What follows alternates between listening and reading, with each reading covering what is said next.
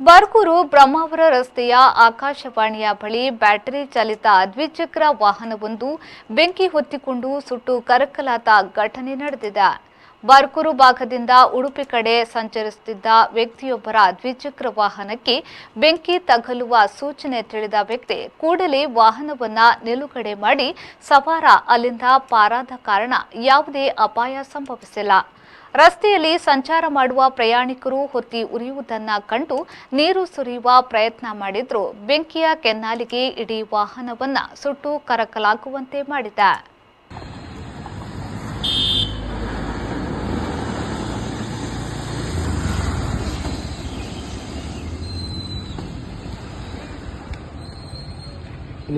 ಅಲ್ಲ